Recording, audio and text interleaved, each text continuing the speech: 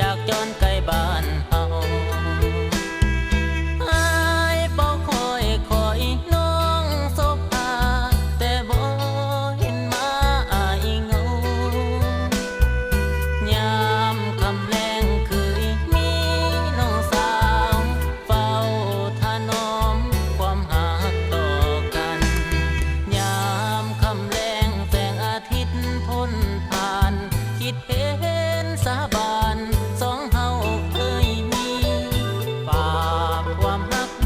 สัมพันธ์ไมตรีผู้คนดีเจ้าอยู่บ่อนใด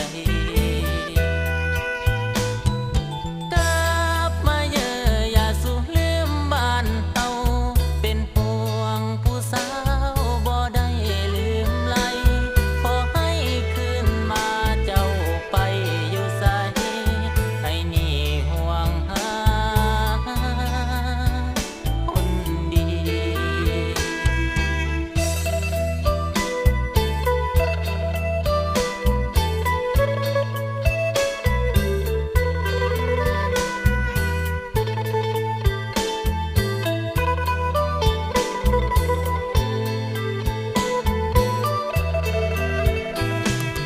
ยามค่ำแลงแสงอาทิตย์พ้นผ่านคิดเห็